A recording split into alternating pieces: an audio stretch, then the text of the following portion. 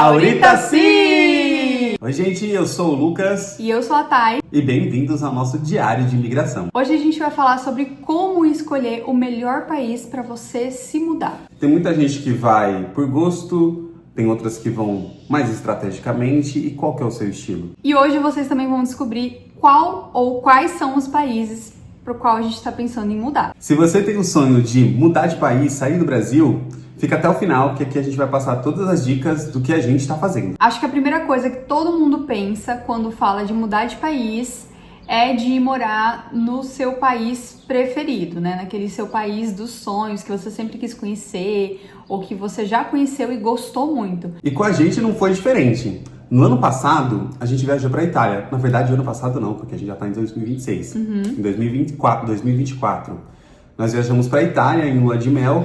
E assim, a gente amou o país e a gente já queria mudar na mesma hora. Mas quando a gente começou a pesquisar sobre o país, entender como é que era o processo de imigração, a gente percebeu que talvez não fosse a melhor opção para os nossos objetivos. Então a primeira dica nossa é estabelecer suas metas para curto, médio e longo prazo. Pelo menos é assim que a gente gosta de fazer. Se você tem a opção de ir como cidadão europeu, talvez o leque de países se abra mais para você poder escolher onde você realmente gosta. Mas pra gente que tem que trabalhar e estudar, a gente precisa escolher um país que tenha mais oportunidades de emprego e que pague bem também. E pensando nisso, apareceram mais duas opções pra gente.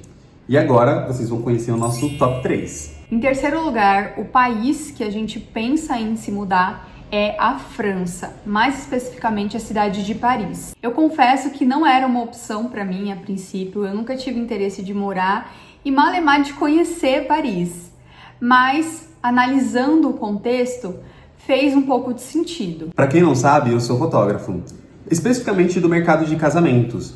E para iniciar nos casamentos na Europa é um pouquinho difícil, até eu engrenar certinho, leva um tempo. E conversando com uma colega de profissão, ela me falou que Paris é uma ótima opção justamente para minha profissão. Então Paris acabou entrando na nossa lista justamente por conta disso, mesmo sendo também uma cidade assim que eu não gosto muito. Assim, ela parece uma São Paulo um pouquinho mais arrumada. Provavelmente a gente não ficaria em Paris por muito tempo, mas para um objetivo de curto prazo, que é juntar grana, talvez seja uma boa opção. Mas aí entra o nosso principal objetivo, que é aprender uma nova língua ou aprimorar um pouquinho mais ela, que é o inglês. O inglês é indispensável para você morar fora do país, independente de onde você vai morar, porque essa é a língua universal, é a língua global.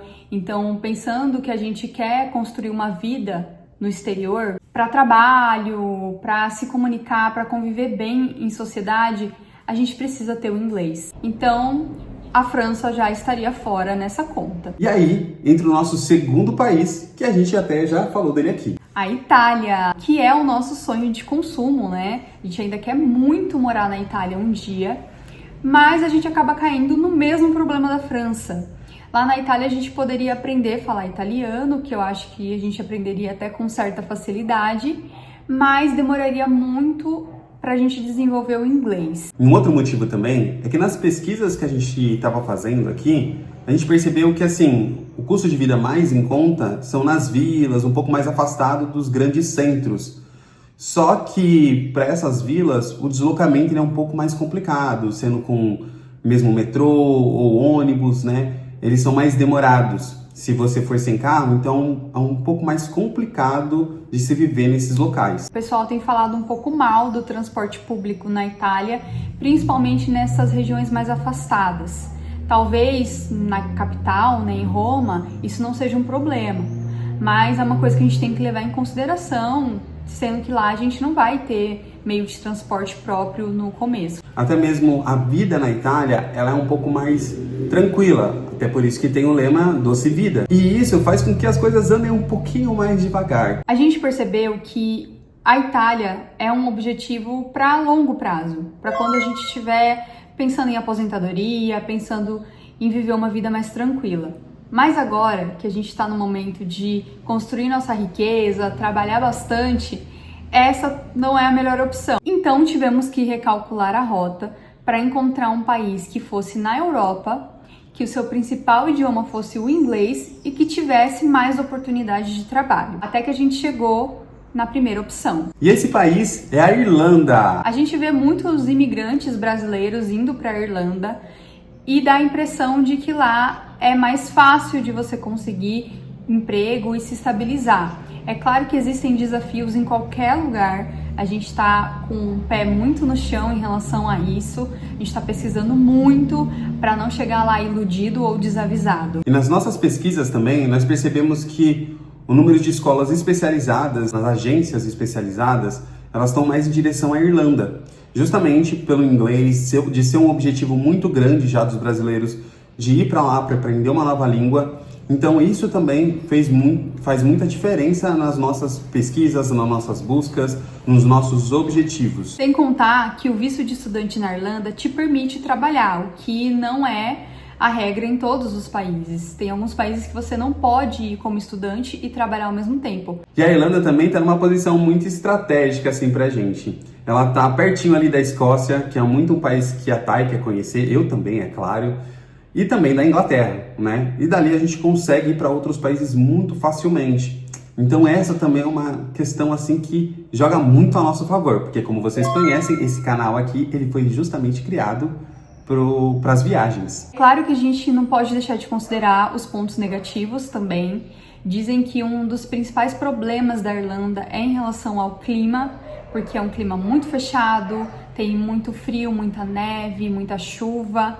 Isso pode acabar afetando um pouco, até psicologicamente, né, pra gente que tá acostumado a viver aqui num país tropical. Tem também a questão da moradia, que é um pouquinho mais complicado do que nos outros países. Os preços às vezes são um pouco abusivos, é um pouco mais difícil de conseguir. Mas a gente ainda vai gravar um próximo vídeo só para falar da parte financeira, onde a gente vai abrir com mais detalhes essa questão de valores, né? Custo de vida mesmo para morar lá na Irlanda.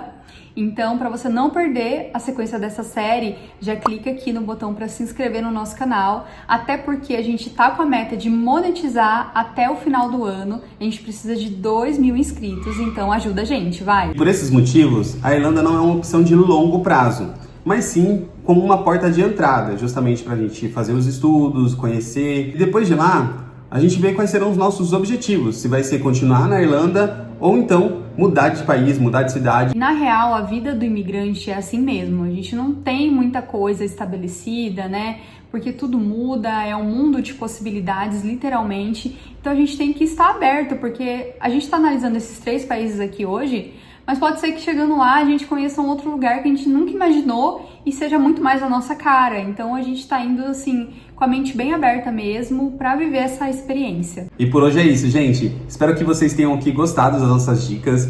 E no próximo vídeo a gente vai também trazer dicas financeiras, né? Dos aluguéis, dos valores, mercado, enfim, tudo que está relacionado a dinheiro. Então já fica atento aí pro próximo vídeo. Até a próxima! Tchau!